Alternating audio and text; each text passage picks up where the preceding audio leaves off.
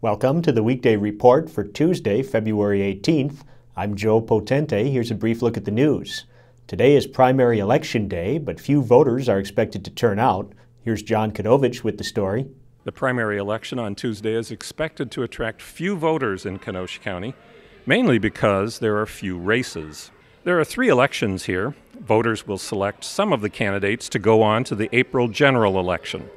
The local races are for the Kenosha Unified School District Board, which has 6 candidates, the Kenosha City Council with 4 candidates, and the Summers Town Board, which has 3 candidates. However, one of them, Peter Ress, has withdrawn because of health reasons, even though he's still on the ballot.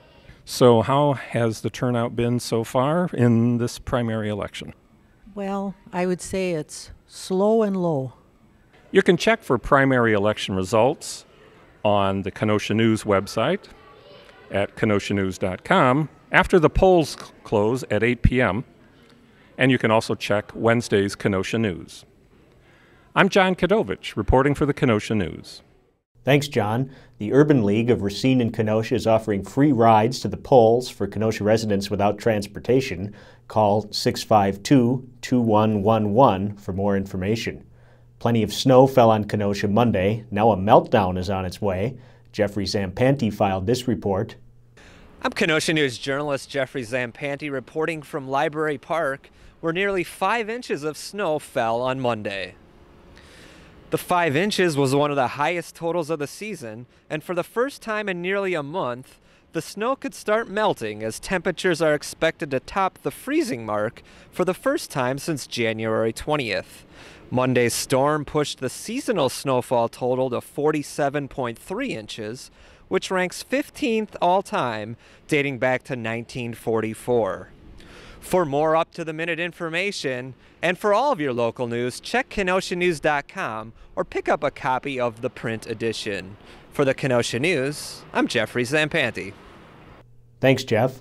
The recent cold made conditions favorable for an unusual activity, ice fishing in Kenosha's harbor. Friends Colin Ben and Joe Bautel had a portable shanty set up Monday on the unusually thick ice in the middle of the harbor channel.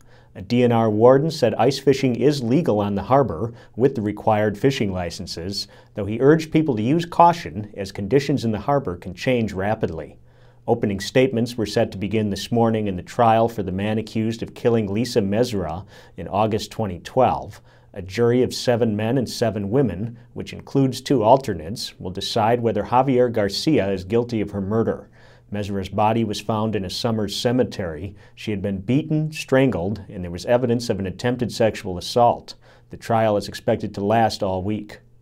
Kenosha County home sales were down nearly 5% in January compared with a year ago, but brokers are optimistic a rebound is afoot. Anthony Nudo, president of the South Shore Realtors Association, blamed much of the downturn on the weather. Last month, 122 houses were sold in Kenosha County, compared with 128 a year ago. Nudo expects February sales to increase, as he said realtors are already showing more houses than in January. What's trending today? Alderman Steve Bostrom is pushing to send Kenosha's streetcar expansion route to the Carthage campus, perhaps with a cost-sharing agreement with the college. What do you think? Tell us on our Facebook page. Up next is Diane Giles with this week's History Mystery.